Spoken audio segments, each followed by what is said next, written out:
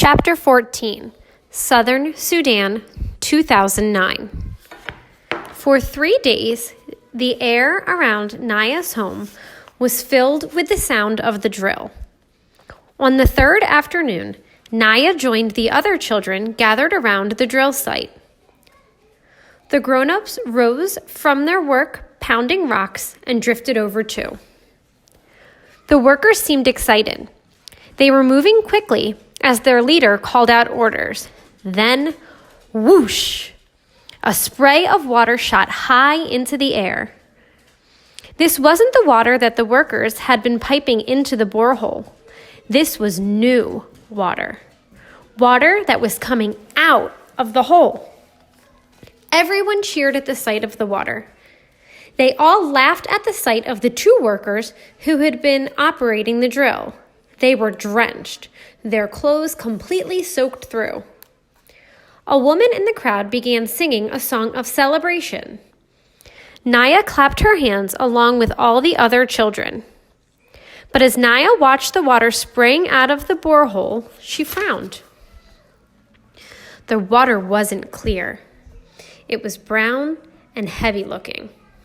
It was full of mud. Ifa Refugee Camp, Kenya, 1992 through 1996. Salva was now 22 years old. For the past 5 years, he had been living in refugee camps in northern Kenya, first at the Kakuma camp, then at Ifo. Kakuma had been a dreadful place, isolated in the middle of a dry, windy desert. Tall fences of barbed wire enclosed the camp. You weren't allowed to leave unless you were leaving for good. It felt almost like a prison. 70,000 people lived at Kakuma. Some said it was more, 80 or 90,000. There were families who had managed to escape together, but again, as in Ethiopia, most of the refugees were orphaned boys and young men. The local people who lived in the area did not like having the refugee camp nearby. They would often sneak in and steal from the refugees. Sometimes fights broke out and people were hurt or killed. After 2 years of misery at Kakuma, Salva decided to leave the camp. He had heard of another refugee camp far to the south and east where he hoped things would be better. Once again, Salva and a few other young men walked for months. But when they reached the camp at Ifo, they found that things were no different than at Kakuma. Everyone was always hungry, and there was never enough food.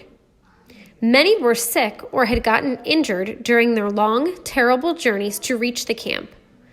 The few medical volunteers could not care for everyone who needed help. Salva felt fortunate that at least he was in good health.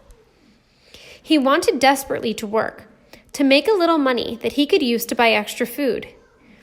He even dreamed of saving money so that one day he could leave the camp and continue his education somehow.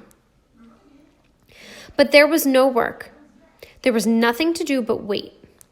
Wait for the next meal, for news of the world outside the camp. The days were long and empty. They stretched into weeks, then months, then years.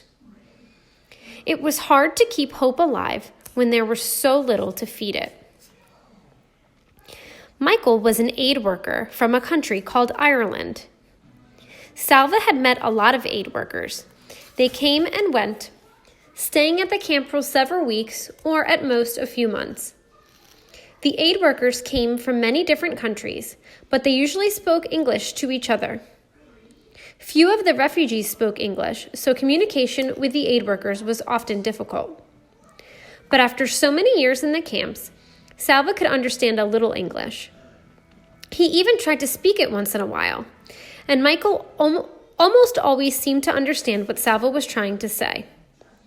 One day, after the morning meal, Michael spoke to Salva. "You seem interested in learning English," he said. "How would you like to learn to read?"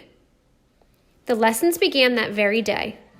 Michael wrote down 3 letters on a small scrap of paper. A, B, C, he said, handing the scrap to Salva. A, B, C, Salva repeated. The whole rest of the day, Salva went around saying ABC, mostly to himself, but sometimes aloud in a quiet voice. He looked at the paper 100 times and practiced drawing the letters in the dirt with a stick over and over again. Salva remembered learning to read Arabic when he was young.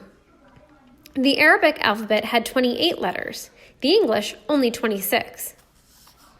In English, the letters stayed separate from each other, so it was easy to tell them apart. In Arabic words, the letters were always joined, and a letter might look differently depending on what came before or after it. Sure, you're doing lovely, Michael said the day Salva learned to write his own name. You learn fast because you work so hard. Salva did not say what he was thinking, that he was working hard because he wanted to learn English before Michael left the camp. Salva did not know if any of the other aid workers would take the time to teach him. But once in a while, it's good to take a break from work. Let's do something a wee bit different for a change. I'm thinking you'll be good at this. You're a tall lad. So Salva learned 2 things from Michael, how to read and how to play volleyball. A rumor was spreading through the camp. It began as a whisper, but soon Salva felt as if it were a roar in his ears. He could think of nothing else. America, the United States. The rumor was that about 3,000 boys and young men from the refugee camp would be chosen to go to live in America.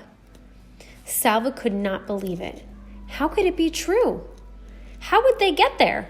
Where would they live? Surely it was impossible. But as the days went by, the aid workers confirmed the news. It was all anyone could talk about. They only want healthy people. If you are sick, you won't be chosen. They won't take you if you have ever been a soldier with the rebels. Only orphans are being chosen. If you have any family left, you have to stay here. Weeks passed, then months. One day, a notice was posted at the camp's administration tent. It was a list of names. If your name was on the list, it meant that you had made it to the next step, the interview. After the interviews, you might go to America. Salva's name was not on the list, nor was it on the next list or the one after that.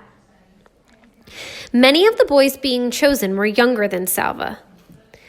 Perhaps America doesn't want anyone too old, he thought. Each time a list was posted, Salva's heart would pound as he read the names. He tried not to lose hope. At the same time, he tried not to hope too much. Sometimes he felt he was being torn in two by the hoping and the not hoping.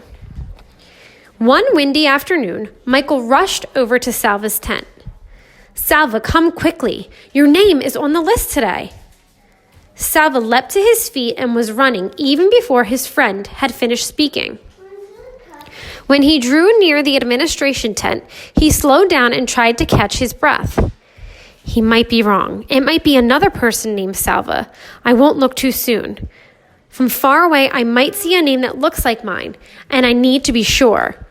Salva shouldered his way through the crowd until he was standing in front of the list. He raised his head slowly and began reading the names. There it was, Salva Dutt, Rochester, New York. Salva was going to New York. He was going to America.